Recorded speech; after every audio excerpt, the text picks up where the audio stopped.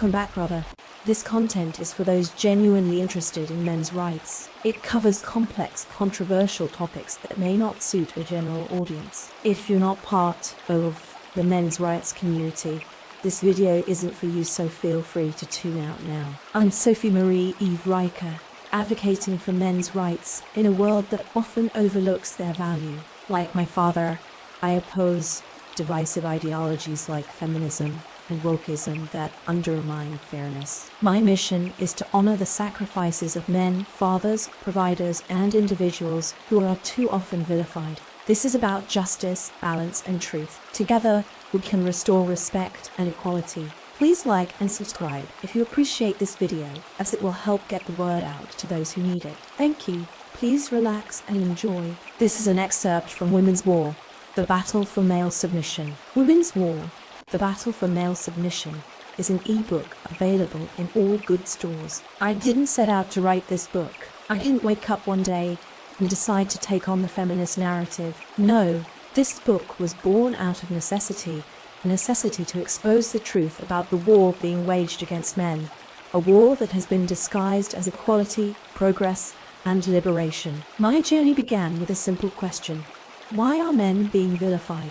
Why are we being told that masculinity is toxic, that our very existence is a problem? The more I dug, the more I realized that the answers were not just uncomfortable, they were explosive. I've seen firsthand the damage feminism has done. I've watched men I care about, friends, family, colleagues, be stripped of their dignity, their worth, and their purpose. I've seen them labeled as oppressors simply for being men. I've seen them struggle in a system that punishes them for their gender while rewarding women for theirs. I've seen the lies, the hypocrisy, and the outright hatred that feminism has unleashed on society. And I've had enough.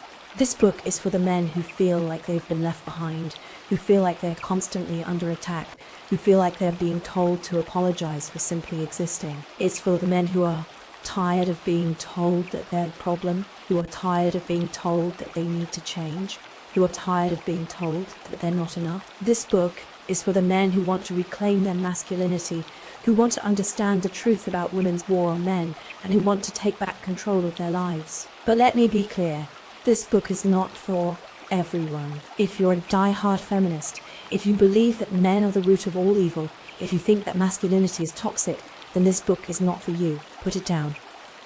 Walk away. Go read something else. Something that will reinforce your beliefs. Something that will make you feel good about yourself. This book is not here to coddle you. It's not here to make you feel comfortable. It's here to expose the truth, no matter how uncomfortable that truth may be. For those of you who are still here, who are ready to face the truth, who are ready to take back your masculinity, then this book is for you. I've spent years researching, analyzing, and understanding the feminist narrative, and I have come to one inescapable conclusion. Feminism is not about equality. It's about power. It's about control.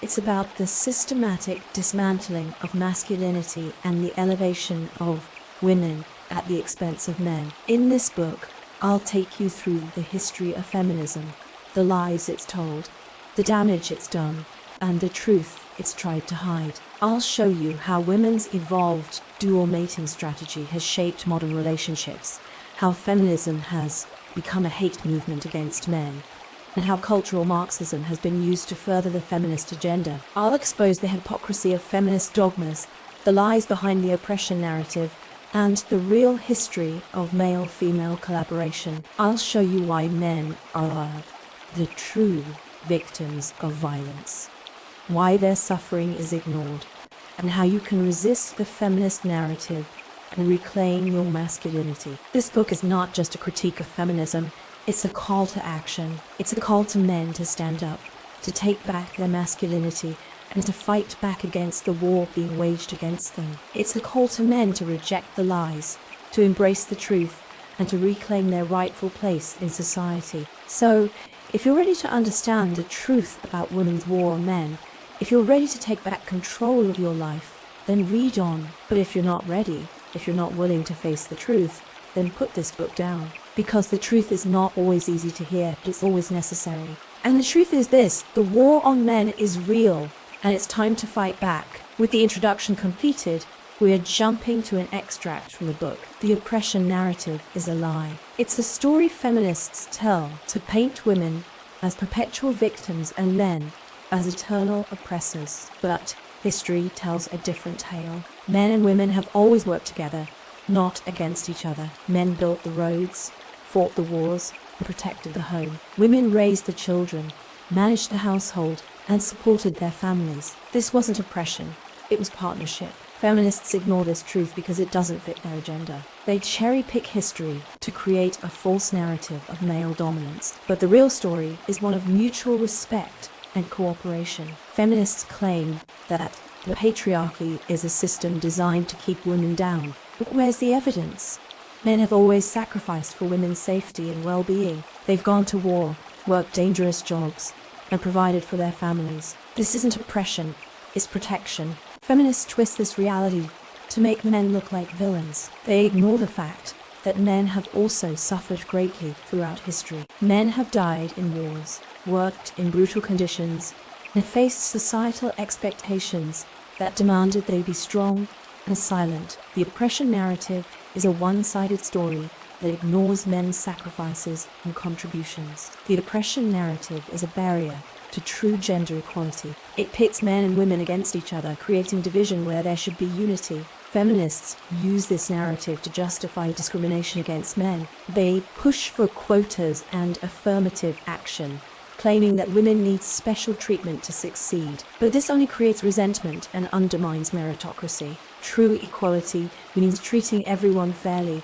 not favoring one group over another. We need to challenge the oppression narrative if we want to build a society where both men and women can thrive. Feminists often claim that women are the primary victims of violence, but the facts tell a different story. Men are more likely to be victims of violent crime, more likely to die in wars, and more likely to suffer workplace injuries. Yet feminists ignore these statistics because they don't fit their narrative. They focus on women's issues while dismissing men's struggles. This double standard is unfair and harmful. If we want to achieve true equality, we need to address the issues that affect both men and women. We can't let the oppression narrative blind us to the realities of male suffering. The oppression narrative is based on selective and biased interpretations of history. Feminists cherry-pick events and ignore the broader context. They portray women as helpless victims and men as ruthless oppressors. But history is more complex than that. Both men and women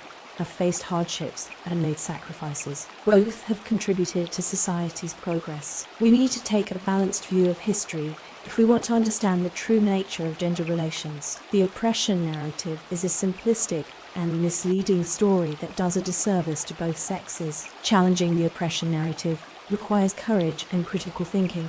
It's not easy to go against the mainstream narrative, especially when it's so deeply ingrained in our culture. But it's necessary if we want to promote truth and fairness. We need to question the assumptions behind the oppression narrative and examine the evidence for ourselves. We need to be willing to speak out against the lies and distortions that feminists propagate. Only by challenging the oppression narrative can we hope to build a more just and harmonious society. The oppression narrative is a divisive tool that harms society. It creates animosity between men and women, fostering resentment and mistrust. Feminists use this narrative to justify their own power grabs and to demonize men. But this only leads to more conflict and division. We need to reject the oppression narrative and focus on building mutual respect and understanding between the sexes. Only by working together can we create a society where both men and women can thrive. Feminists often claim that the patriarchy is a system designed to oppress women.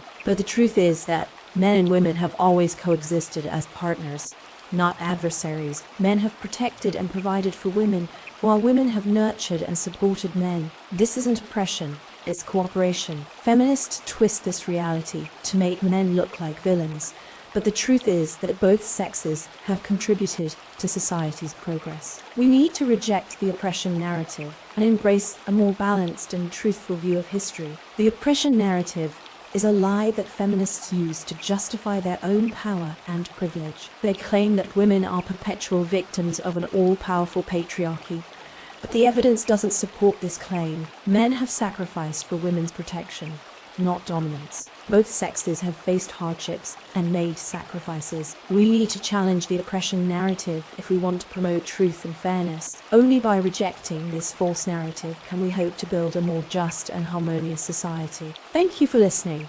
Thank you for your interest in women's war. The Battle for Male Submission, available in all good bookstores. Please like and subscribe. Thank you and God bless.